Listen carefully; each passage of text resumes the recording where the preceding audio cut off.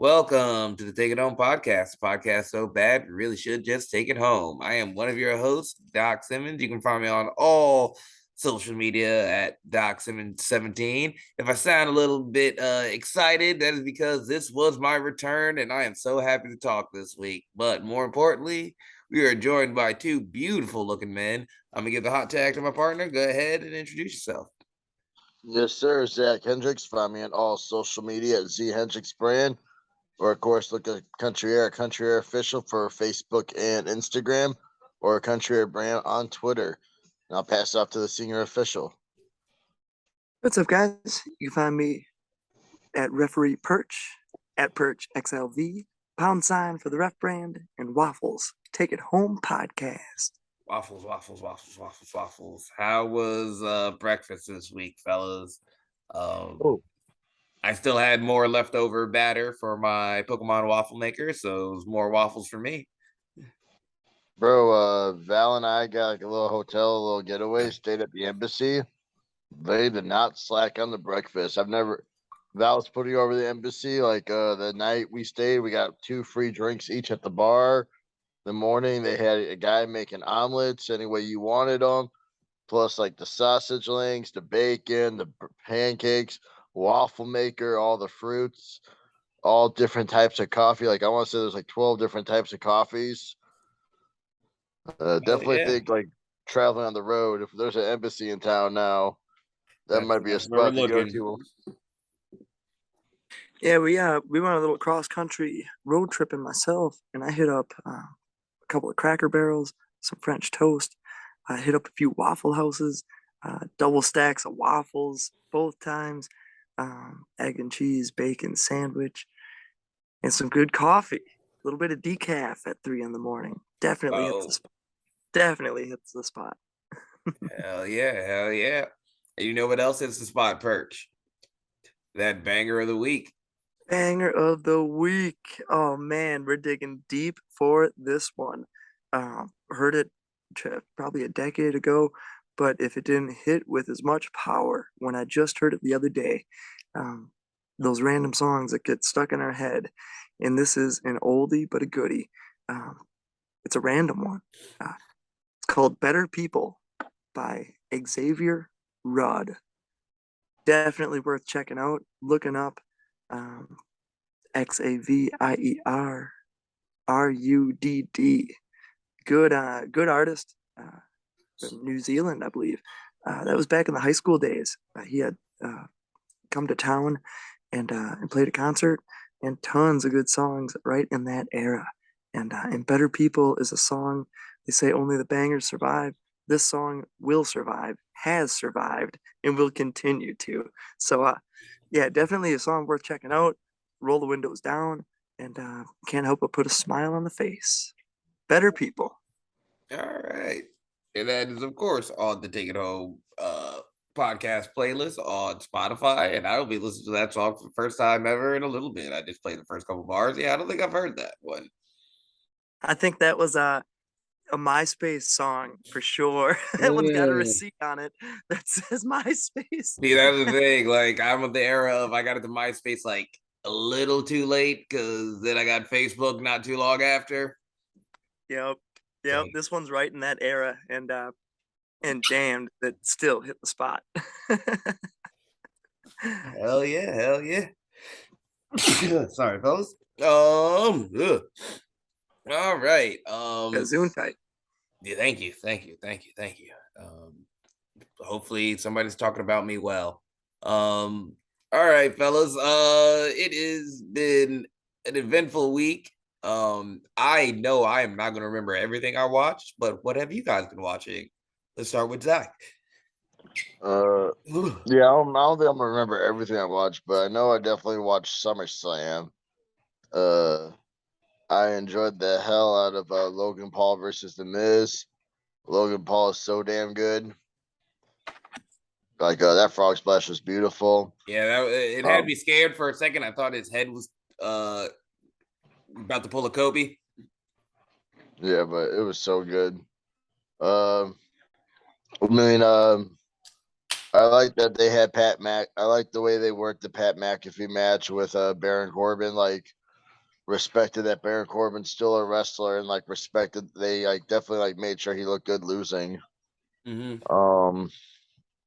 Yeah, I mean, I thought the show overall was good. Definitely, I think it started off super hot in my opinion, and then like I think it sizzled down a little bit as the show went. But when you had like Io Shirai and Dakota Kai come out right at the beginning, you're like, wait a minute, Dakota Kai's the NWA Women's Tag Champ. Like, what's she doing here? Makes you think, like, enjoy a little bit, and you definitely tell Triple H is in charge and like going to start doing a little bit major changes. Yep. It was a good first big show for him. You can definitely see his fingerprints on things. I think it was structured interestingly, where they did a lot of the uh wrestlers matches in the beginning, and then did the more heavy storyline matches, I guess, towards the end. Yeah. I like the tractor. The tractor was interesting. Just that. Let's talk about that microphone throw real quick. Oh, you mean our tribal chief being the smoothest motherfucker ever? Yeah, just out here catching like nonchalantly, giving Brock the little wink after. Yep, he knew what he did. Oh yeah, it was either he was gonna catch it or he was gonna look really dumb not catch it. And he was like, one chance and I nailed it. Yep. Go ahead, celebrate. Yeah. Other than that, though, I feel like I did watch some of the wrestlings, but like I don't know about you. I feel like everything just morphs together. So by the time we get on these podcasts, I don't really remember what I've watched. My reasoning, I'm gonna go next because I'm sure Perch will clean up one of the things I know I can't remember too well. I watched a lot of wrestling this past week. Just excited to get back into the ring, so was absorbing everything I could. I watched so many Chris Sabin versus Alex Shelley matches Bro, over the last week. did you watch that one where Saban caught Shelly mid-air with the Enziguri? Yes, I did. Oh my god, I love that spot. Yep, that was beautiful. Watched a lot of that. Watched a lot of Jay Lethal Impact matches. Watched a lot of Uh, Motor City Machine Guns tag matches. And I applied some of that this past weekend. Was really throwing it back to a lot of old Impact. It was just coming up on my feed. Watched a little bit of Slammiversary 2007. And ended up watching that Jay Lethal Chris Sabin match again. The big one that I am sad Gunner isn't here, but I'm sure Perch watched it. Undertaker versus Ginsei from Michinoku Pro, 1996 or 97. Great find.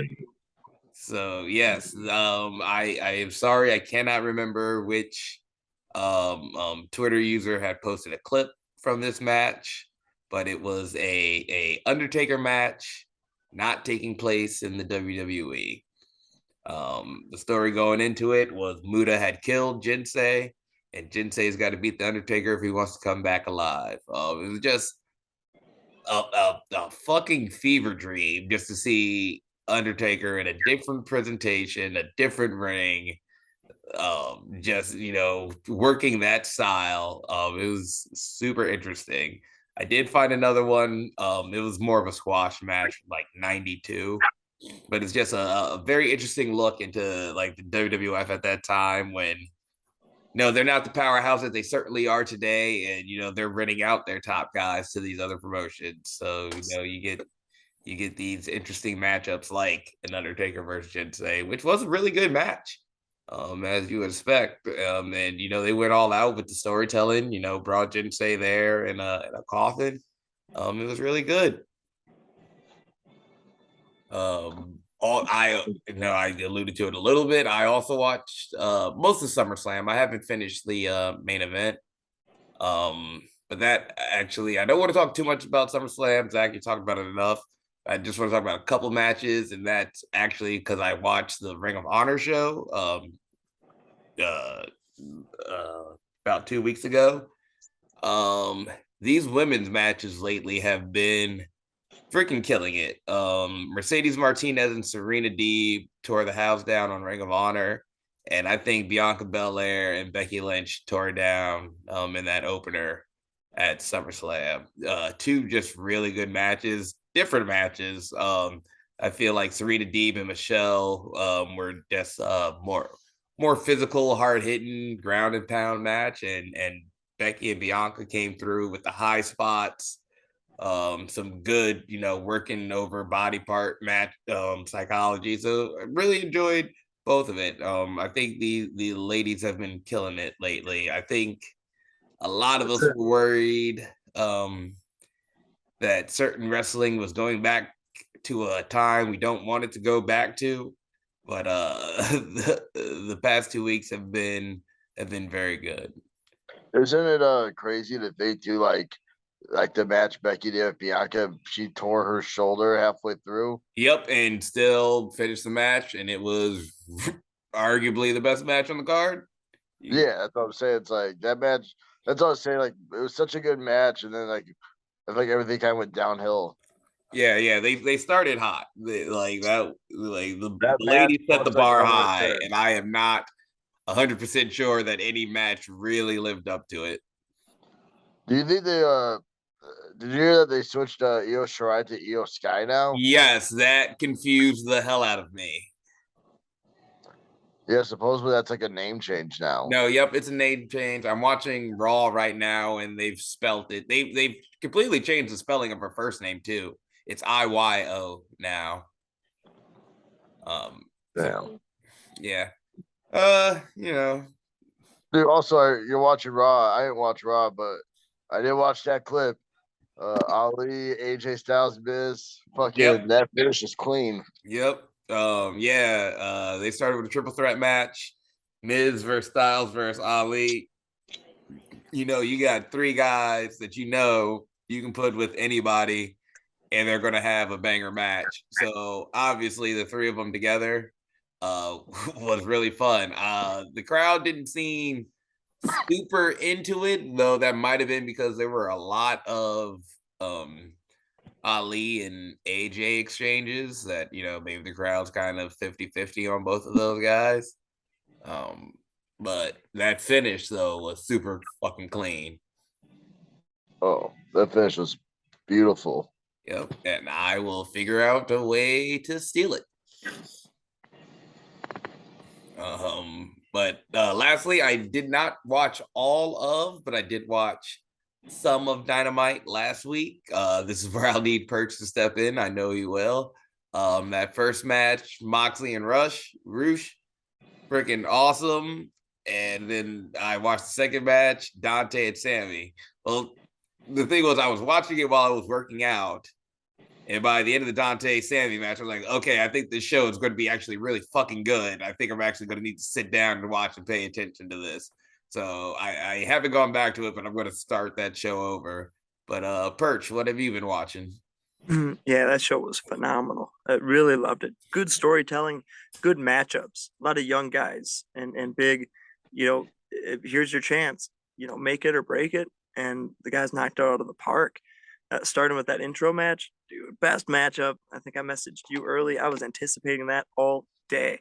I've never wanted to see a heel get beat up more than Roosh in the past several years. He just garnered good heat. And a guy like Moxley, like that's the guy to do it. So who would you want to see Roosh up against? John Moxley. And they opened that show up with a banger. Hard hitting the entire way through. Roosh was biting and enjoying it and licking the blood and nasty stuff. Glad Moxley was able to put him out. Phenomenal match. Those guys are great. Love Roosh and hate him as a heel. So he is damn good at what he does. And Moxley keep on rolling.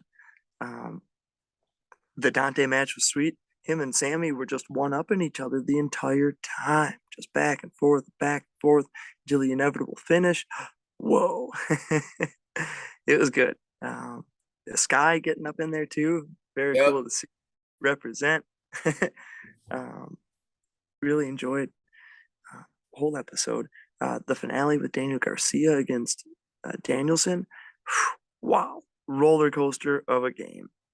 Or, like watching a pack game where they're in it and they're out of it, then they're down, then they're up, and not knowing how this match was going to end. All hell breaks loose. Um, some teams come out and start fighting, and they were out, but the one arm came up. That was it.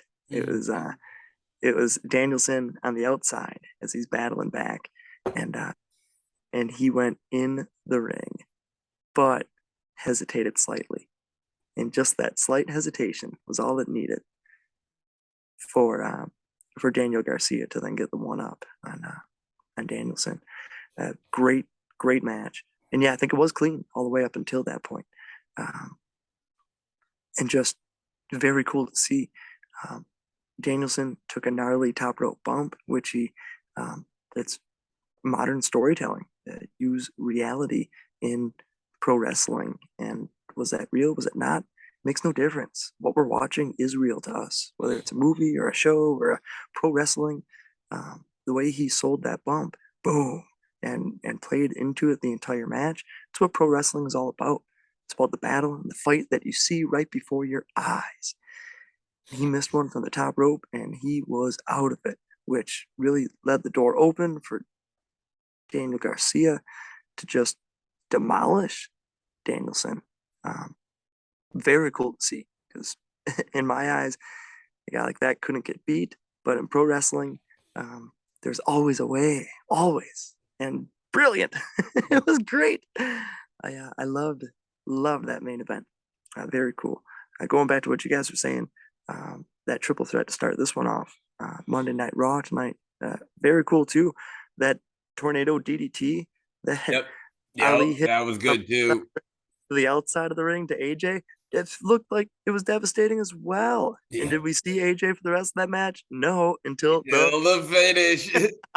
So, again, dude, he is rocked. He is out on his feet. Ali took a big right arm or left arm slap right to the ear in that match. He was out on his feet. It's all real what we see. It's pro wrestling. It's not like, oh, I wonder if this is that or good, bad. No, don't look into it. It's pro wrestling. It all hurts. Yeah. And it all is incredible what you see. So yeah, that triple threat match was incredible. Hit that 450, boom, and the way he lands with AJ being right there to pick him up. Talk about precision. Yeah. And hits that 450 onto the injured ribs that Miz was milking the entire time. Bam! Styles Clash right back onto the ribs. Yep. Perfect. And he's looking him right in the eyes as he's pinning Ali. Big fan of the entrance on Ali too, representing Chicago, and it says, a Chicago police officer. Cool to see him leaning into just more real stuff. It's just, let people shine. And Ali is out there helping train guys from Freelance Academy and helping the independent wrestling scene grow even bigger and stronger. So cool to see a guy like him in a big time match on Monday Night Raw tonight. Definitely. I think Ali has always tried to be real, but maybe now with Triple H in charge of creative, and he's come out and said that he's at least said that he wants input from everybody. So hopefully we get to see more of that real Ali that we've always loved, but for some reason it just never works out. Mm-hmm. Yeah, so cool to see, and a good opportunity tonight. And Tommaso up in there too. Yeah, pro wrestling, lots of good action, lots of good live action too. My God, Starcast this weekend with lots of action. Ric Flair's final match and the whole weekend that followed. Phenomenal pro wrestling week. So hey, you know what? Did you start it? Why don't we kick it back to you and talk about what we did last weekend? It was a bigger weekend for you, and it'll lead perfectly into what we did this weekend. Oh yeah, it was a great weekend. We kicked it off on the road to Nashville, Tennessee. My first time ever in Nashville for Black Label Pro and Game Changer Wrestling. Part of Starcast Weekend, hosted by good old Conrad Thompson, and hosting Ric Flair's final match, which was the big happenings. So stars from all over the world, past and present, um, inside the building. It was really cool to see. Um, the first show we had was at 5 o'clock, and it was on Fight TV. Black Label Pro, the gang crosses the line. First match I had in there was Cowboy James Storm against Bounty Hunter Brian Keith. That was a hard hitting match to say the least. Those guys had counters for counters and chops and hits, strikes for days. Awesome first match for me to get the experience and to kick off that weekend. The next match I had was Nick Wayne against Takeshita.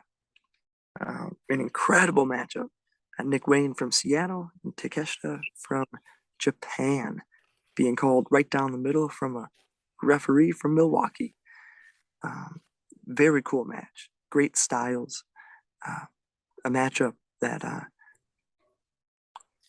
was able to take a lot from different styles coming in and mixing all in one. So really enjoyed being a part of that match. I don't get to work with talent from Japan all the time, so it's always a gift whenever it comes around. And what a matchup with the prodigy, Nick Wayne. The next show was Game Changer Wrestling. That was a 10:30 start, and kicked it off with the opening match scramble, which was Cole Radrick, Axon, and AJ Gray putting up his title, the Extreme Championship. We had Shane Mercer in there, Marco Stunt, and Grim Reaper. My first time ever getting to work with the Grim Reaper. An awesome 6-man match to start off the pay-per-view. The crowd was on fire. Lots of wild action the entire time. Grim Reaper ended up tossing a Perch merch lighter into the ring, into the crowd, which was a cool thing to see. A lucky fan somewhere in the world now has a Perch merch lighter. The next match I had, Cole ended up winning that match and a new champion, which is pretty cool. Next match I had was a 6-man tag match, Team Gringo Loco against Team Commander. Commander, ASF, and Laredo Kid against Jack Cartwheel, Black Tortoise, and Gringo Loco. 6-man, 3-versus-3 wild lucha tag team match. It's some of the craziest stuff I've ever seen. Commander can walk on the ropes from one end to the other and do just about anything on the other side. And no one is safe. Like, sharks are now swimming in fresh water. It's like, wow, this is crazy. I think I've seen him, and yeah, he's got some crazy balance on those ropes. Yeah, it's a wild match. The pound sign people versus GCW. You'll find a lot of lucha tag team match action from this weekend. Some stuff I've never seen before. And talking to Gringo Loco, I said, dude, I've never seen that before inside the ring. He said, because it hasn't been done. Those guys are continuing to further the sport and the overall presentation of lucha libre and pushing the boundaries of what can be done and evolving every weekend, every day. So it's cool to be a part of that and to take it in. Then ended up coming home in time for the Insane 8 tournament, and that was sweet. Ended up getting to call live commentary on Fight TV for the Insane 8. That was awesome. Very cool to get that experience. Gave it everything I had. Tried to get as much passion and storytelling as I could. Talk to everybody beforehand to know how they felt coming into the tournament, and gave everything I had on on the microphone with the guys from Smart Mart Video right there. Robles kind of helping guide me through, making sure that I just don't mess up is the main thing. It's not going to be great, but as long as we don't spill anything, we'll be good. Spill anything and make sure you're heard. Make sure you're speaking into the mic. Yep, and make sure that voice is heard. Saw a big elbow drop clip, and I gave it everything I had on the voice. And Oren gave me a nice shout out, so that was kind of a closure, saying, "All right, thank you." Much love to the Wizard King, and Eric Dillinger getting the win. Holy smokes, dude! That guy can bring it to a fight. Hell of a death editor. And on the show before that, doubleheader, I ended up getting some photography practice. Looking to get some reps as a photographer in pro wrestling, especially, and all around. So what better place to learn than ICW? Getting the opportunity to kind of get up in there and get comfortable being uncomfortable, taking ringside photos and such. So I spent the first match doing that and grabbing ring gear, which I really enjoy. Having a nice clean ring, and then and yeah, that commentary was sweet. I really enjoyed it. A pay-per-view coming to Milwaukee, I guess Waukesha, once a year is a big occasion. Fight TV to Wisconsin, that's a big celebration. A parking lot party. So I had a blast, and saw you guys there, and it was a fun Sunday. Hell yeah. It comes to Milwaukee once a year. And thankfully we had to return to those ICW holidays on Sunday. We always said it always felt like ICW Day was a holiday here, and it definitely had that vibe this weekend.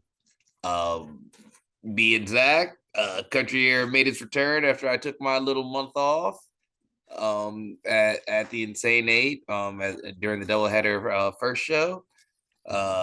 Felt real good to be back. I think ICW was the perfect place for me to come back to. It's home. The place that it's easy for me to break in and feel comfortable. Was super happy to be there. How about you, Zach? Oh yeah, dude. The month without you was a little weird, but fun finding my way back into singles. But definitely I didn't feel right. It definitely didn't feel like, I don't know, the same. So definitely glad to have you back, to get back to the tagging, get back to like what we've been doing. I remember right when you got there, you had some new ideas. So like I was like, oh, he's refreshed, watching some new shit to do. Super pumped. Took on the Golden Bullies. Didn't go as expected. They cost us the tag titles, and now they have Zach McGuire, who cost us the match. No excuses. They got the better of us. But I look at it as this: there's like 4 top tag teams in the division. Unfortunately, we're sitting on the bottom, but we are who we are. We're Country Air for a reason. So putting us with our backs up against the wall, I don't know if it's safe for any of the other tag teams right now. I don't think it is. We're a tag team that has everything to prove, and you put us in a position where all we can do is prove why we're the best. Exactly. So, Juan, Nell, you guys just remember what happens. Like what goes around comes around. Like you'll get yours. Hell yeah. And also I got to step on commentary for a moment with our resident senior official. Just to talk about the day and the vibe out there, and that felt good. Yeah. Man, that was the best. That moment right there, a lot of time to kill, and feeling the atmosphere, feeling the moment. Could not have been happier. Multiple times today to see Doc Simmons, but especially at that moment to see Doc Simmons. And yeah, to sit right there, had an open seat and an open microphone, and I was so happy that you were able to. Yep. So got to do a little bit of commentary on my way out. I guess fill up some airtime. It felt good. Felt good to be back in the wrestling environment. Felt good to be around all the fans showing love. We brought the Take It Home podcast vibe to the airwaves, Fight TV. It was wonderful. Waffles all around. Yeah, it was very good. Happy to be back. Going hard this weekend, but we'll get to that soon enough. And I think maybe that's the perfect segue to talk about our topic for this weekend. I brought it up to the boys since this was our favorite holiday of the year, Insane 8 weekend, Insane 8 Sunday, ICW Sunday. What are some of your favorite memories of the Insane 8? I will go first. Everybody knows Insane 8 is a death match tournament, but there's usually a match or two that are not. And at my very first Insane 8, I got to see Onyx Andretti versus Davari. And the sound of those chops in that match will live with me forever. That might have been the first show I worked at ICW, also on the pre-show, but that was the first Insane 8 I took in. I want to say that was Oren's first win. But I just the Davari taking Onyx around, giving him the around the world chops will the gunshot sound will always forever stick with me. Zach, I'd be very interested to actually know your answer on this. Mine is gonna be with Neil Diamond Cutter. It was the Insane 8 where he lost to Schlack in the finals. Okay. But during the tournament, every match that Neil Diamond Cutter was in, he set up a rack of light tubes in the corner. And when the bell rang, he charged his opponent. And the first time, he missed and he ate all those tubes. His second match, unfortunately, he missed again and ate all the tubes. But I'll tell you what, the finals, he wasn't slipping. He fucking charged Schlack and busted him all through the tubes. And I was so happy to see it finally work for him. Long-term storytelling. I was like, I don't know how many people paid attention to this, but I have watched this from the first match all the way to the end, and his kill shot was right at the beginning every time, and most of the time it failed. But when it hit on Schlack, I was like, oh hell yeah. Hell yeah, love Neil. Neil's a smart dude. Perch. Yeah, going back to that first Insane 8 of yours, Doc, that was my first time ever at ICW show. Straight up, we were so early on in the business, first few months or first month or whatever, it was right then. And yeah, probably first summer in the biz. And Yep, first and summer. yeah, we were just learning and taking it all in. I had never experienced a death match before or known what it was, let alone what the Insane 8 tournament was. So yeah, we had that first show, which was normal, and then the second show was all death matches. So that was the introduction into what death matches are.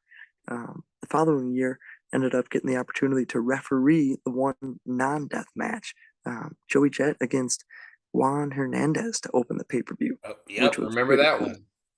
That was a very fun match at La Pica Lounge. Yeah, so that was my second Insane 8. So first one didn't referee. Second, Insane 8 ended up working the first show and then the first match on the death match tournament, which was pretty cool. And then the following year, ended up having the opportunity to work with you guys on the first show, and then the next for the whole tournament, I ended up doing commentary. Last year, I ended up reffing the first show and then being a ring announcer, which was probably my favorite moment. It probably brings me to my favorite, especially getting hyped up from the crowd. That was the first time we were at the Waukesha Elks Lodge parking lot for the big event. So it was a festival. The deathmatch tournament guys were all there. The fans from all across the world, even and the country, were there. I was right in the crowd each time, getting hyped as I was given the call. And I remember giving an introduction to Alex Colon, and it was one of the memories I think back of fondly. Just a random one was that day, that hot summer day. I was ring announcing, and that Alex Cologne call stands out as a moment where I gave it everything I had and felt the passion from the crowd in pro wrestling run through. So that was a cool moment that I really enjoyed, and then this year ended up working as commentary. So the Insane Eights have been unbelievable, and I've experienced it from just about every type of angle, and it's been amazing, very very fun. That Juan and Joey Jet match was phenomenal Yeah, too. that was a good one. That was a good They one. put that one on around Crusher Fest too. Maybe it was Yep. before or They were after, but having a good run of matches. yeah, that was a good That run. center. It was a good run. That was damn good. It'll be there again. Those guys are great too. Just good Milwaukee guys and Wisconsin guys. Great match. And yeah, Insane Eight has been a great time to meet all the deathmatch guys. It's been a great way to learn how to build deathmatch weapons. I've used a lot of that knowledge in introduction to death matches, and I carry that with me as I travel out on the road and sometimes have to do death matches out of state. So it all starts with the love and support from ICW Milwaukee and champions like Oren Veit, guys like Neil Diamond Cutter helping out too on commentary, especially, and just helping with the building of weapons. Ref Jer, Joe Coley, really the whole team there is cool, sweet, and people put on for the love of deathmatch wrestling. Hell yeah, hell yeah. Also one of my favorite moments, yes, is that match you of us versus Killer Instinct, the trash can spot. I know people have feelings about it. But I've never felt that way about something in pro wrestling. Explain it. It's not like I don't know, a happy sad. No, I don't know how to explain it. like I Like, was oh, emotional. I was emotional that no. Bro, that was like our most fire gear day. We wore like really crappy kick pads, basketball shorts. Yep. I remember like Dis asked me what happened, why we wore basketball shorts. I was like, oh, Doc got his gear still. And he's like, well, you could have still wore your gear. And I was like, we're gonna look as a team, bummy or not, clean as fuck or bummy as hell. Like Hell what you yeah. imagine? The ship sinks, we all go down. Yes, sir. Oh yeah, but yeah. Oh, if that's the case, fucking Oren Veit and John Wayne Murdoch. That was probably the best death match like I've seen at the Insane Eight. With the car and everything. Oh yeah, yep. That was a good Yeah, year. that was the Neil Diamond Cutter show. So like, I think that entire Insane Eight was probably my favorite Insane Eight I've been at. I think because that like bar didn't have much restrictions, so they got to No, go off yeah, the that bar. was the first one outside. Oh yeah, We had been to. another fun memory was cooking burgers for Slack that year. Remember afterwards, the grills were going. I was cooking some burgers. Slack was there and just talking and having ourselves a good time. It was a good summer Dude, party. I felt like that place was like a definite great death match spot. Like they had those trailers stacked up together where you could jump off the third one, the second one. Yeah, it was just naturally built for fuckery. Yeah. That was such a good death match. That was definitely like my favorite Insane Eight. Like, we love the Elks Lodge. The Elks Lodge is very welcoming, and they did a great job. But just like that place was just built for it. Yeah. No, like I love the Elks Lodge. Definitely, like I love the Elks Lodge for many reasons. It's Bruce City and ICW now together. Nice short drive, great atmosphere. Like they have great food. So They like have yeah, great definitely food. like Bartenders always take care of everybody. Can't complain. oh yeah, the grilled cheese was on point. I had a cheeseburger. Cheeseburgers are always good there.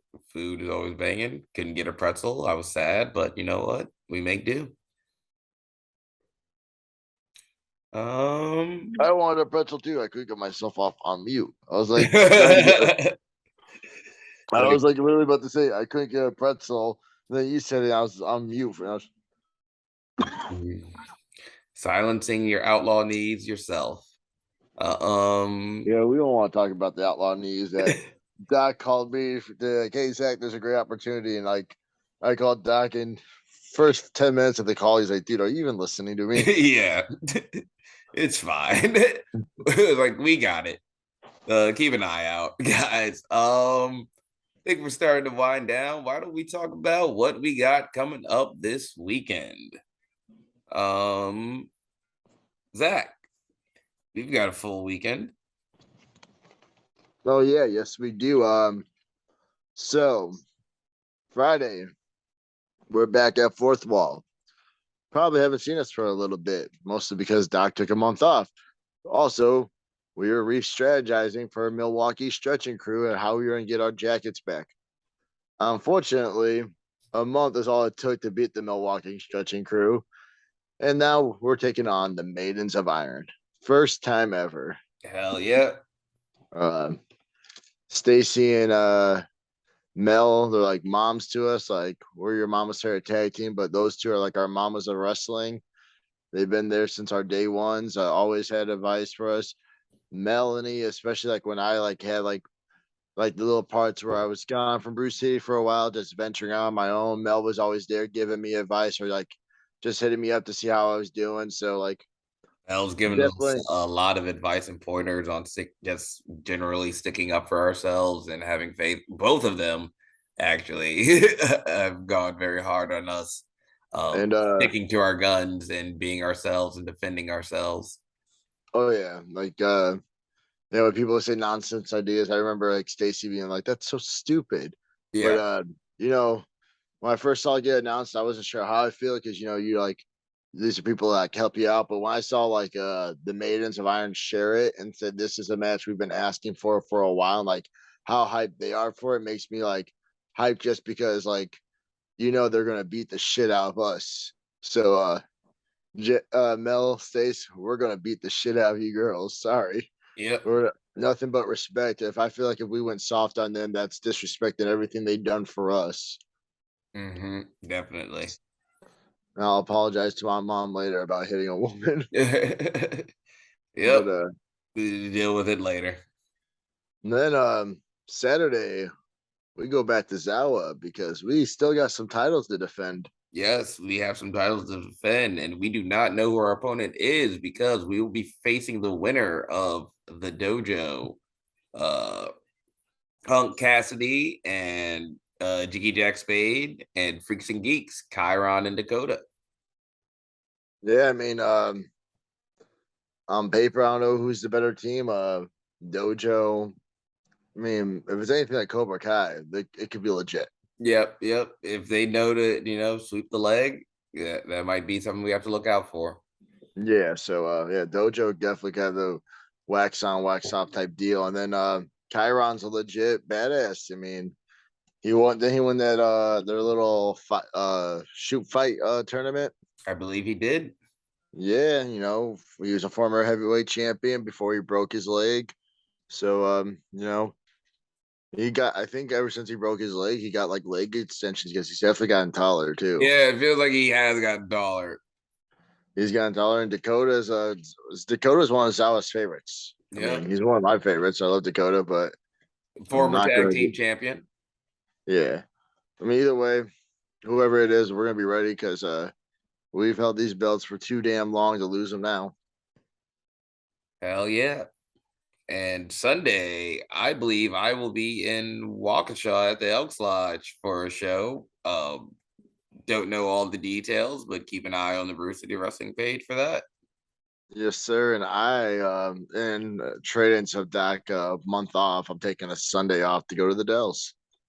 Hell yeah. So we'll be getting that work in. Perch, what do you got this weekend? Kicking things off this Friday night on IWTV for Freelance Wrestling. It's going to be down at Logan Square Auditorium. I think Mick Foley's in the house, of all random things. Going to be a good time. Logan Square is going to be bumping. I think that show starts at about 8 o'clock usually, so a later start. But yeah, it should be a good time. A good old-fashioned Freelance Friday. Really looking forward to it. Robert Anthony has lost his titles, so there's no telling what's next for him, and that's It's a bright day at Freelance. always interesting to see what's going to happen next. Storm Grayson is the new champion. Bounty Hunter Brian Keith is the legacy champion. Yeah, walking into a brand new day. It's going to be fun. Very fun time. And then Sunday, Gali Lucha Libre returns to Chicago. That'll be on Facebook, I imagine, probably around 5:30. They had a show a few weeks ago. I was unable to make it because I was working another show, the festival, the Hot Sauce Fest. However, this will be my first time back with Gali Lucha because I took a little break, a few months. So it'll be a good time. Work on that Spanish. Yeah, work on that Spanish. Keep on practicing. And we'll be ready to suena la campana, ring the bell, and get it going. So, yep, little Freelance Friday and Gali Lucha Libre Sunday. Hell yeah, brother. All right. Yep, the crew is back at it. Hope you fans are happy. And with that, I think we can take it home. Zach, any final thoughts or questions? Yes, sir. John Cena's on Fortnite. Very random, but got me intrigued to get back on it. Hell yeah. I did see that. I thought it was a rib at first, but no, it's real. Okay, awesome. Hell yeah. Perch. Yeah, we got a fundraiser kind of thing going on here. Second time I've ever been asked if I wanted to take part in having a T-shirt, and I said yes, as long as we donate everything to charity. So that's the case. Perch merch is back, and there's a new Perch merch shirt on Pro Wrestling Tees. Just search Perch, and all the proceeds are going to St. Jude Children's Research Hospital. Last time we went to the MAC Fund. This time we're going to St. Jude Children's Hospital, and we're raising as much money as we can. I think combined with the last